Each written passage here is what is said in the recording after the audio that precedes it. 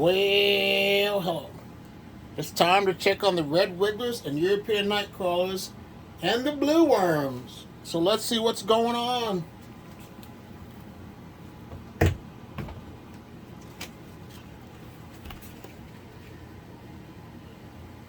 There's nothing on the lids.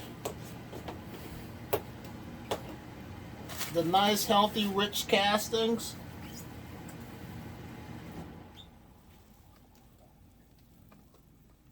I did a video about what blue worms look like.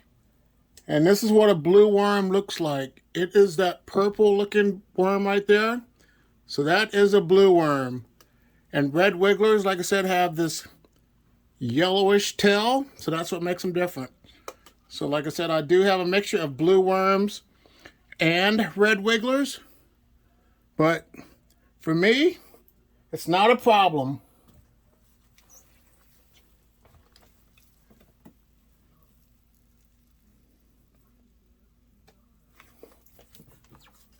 I'm gonna just move these castings over some more.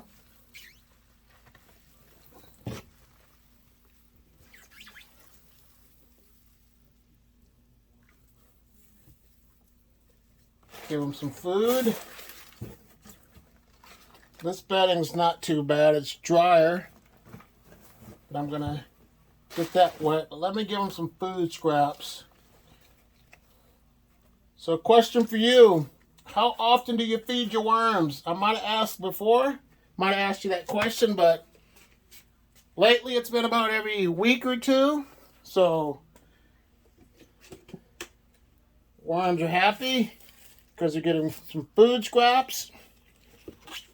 So let me give them some banana peels. Some lettuce. Let me give an extra bonus to a pepper in there.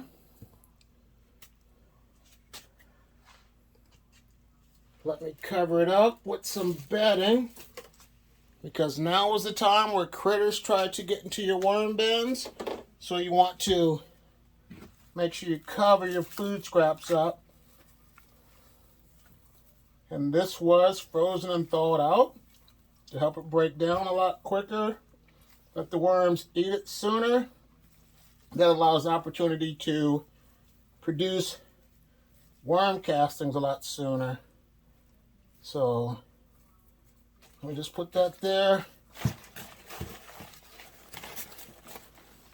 Cover this up. Let me add a little water on it to get this bedding a little wet.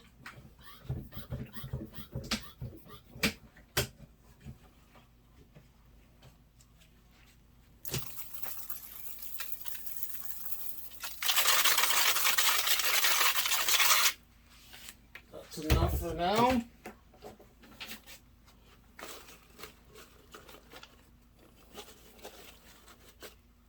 I think they will be good to go. Now it's time to look at my Euros.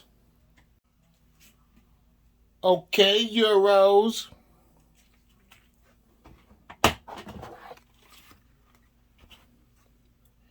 Nothing on the lids. Lots and lots of castings in this worm bin.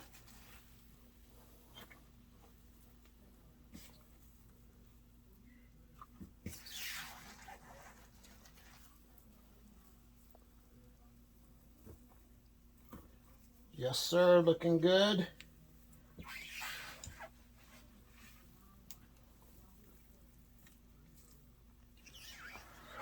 Let me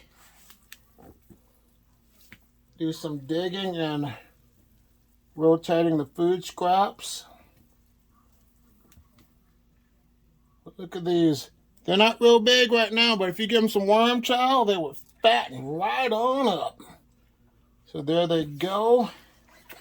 Let's fluff it up a little bit more, move it around. And now, let's give them some food scraps. I'm not going to add any more cardboard to this until I harvest it on my next time around. So here they go. Banana peels, some lettuce, some peppers,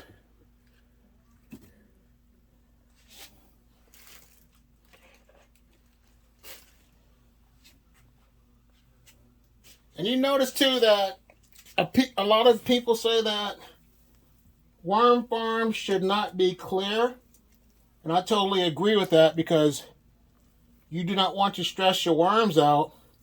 But when you look at other people's videos that do the time lapses, have you noticed that they're clear totes? So I would not recommend and encourage you to use clear totes because you don't want to stress your worms out. You want them to get down to business and eat your food scraps. So always try to use a darker bin. Now let's look at the other Euros. All right, this is my second worm bin with Euros. No worms on the lid.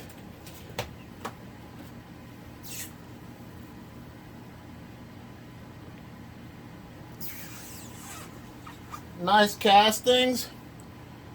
I want to give a quick plug out to my boy Patrick from Learn by Vermicomposting. You're a better man than me when it comes to counting your worms. AJ Green's Topics don't have time to do that. So more power to you, homie. Keep up the great work. Only way I can figure out how many worms I have in these bins is I would rather go by the weight. Just to get the weight and try to estimate how many worms I have. So keep up the great work. Learn by Vermicomposting. You are the man. Let me give them some food scraps.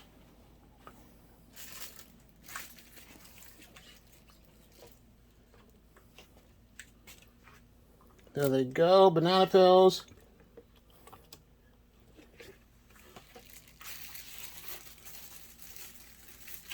Just throw some lettuce in there.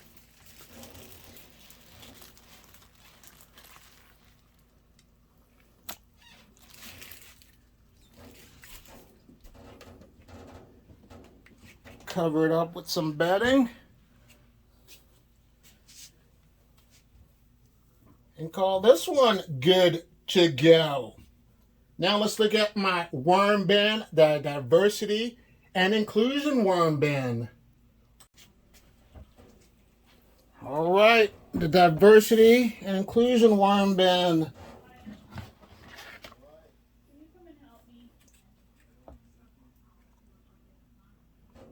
I had one that came out of my other worm bin, but I'm going to pick it up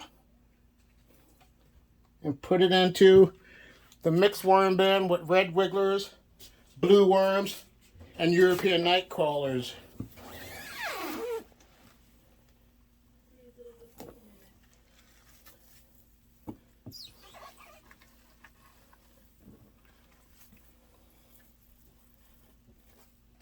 I heard a worm farmer say that you drill holes on the bottom to prevent your worms from drowning. That would be a true statement if the worm bin was completely filled with water or liquid. But these bins here, they no longer have holes on the bottom. And they won't drown because worms are smart creatures. So, sorry to go against the grain on your myth, but worms don't need drainage holes. It's better for us to control the moisture in our worm farms. So that's why we have drainage holes. But with me and you gaining experience, we're going to try to eliminate using an extra tote or bin to raise our worms with.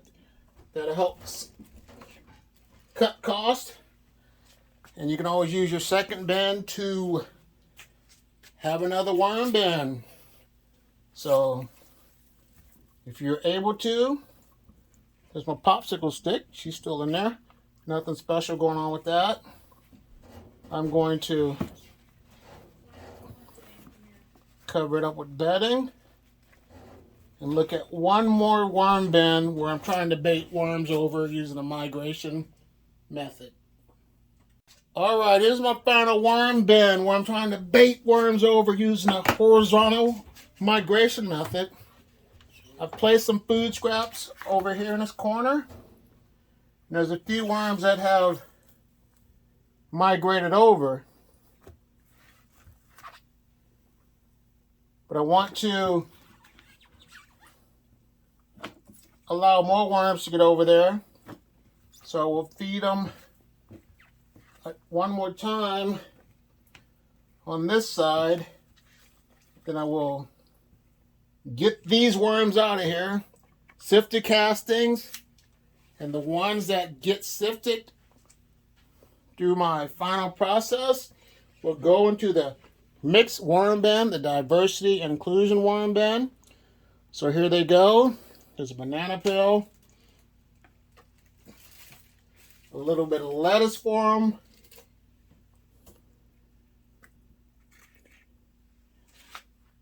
well, here's another video to learn more about worms. If you like what you're hearing from me, subscribe to my channel. I want to take the time out to say thank you for taking time out to watch this. Give it a like, and you have a great day. Bye.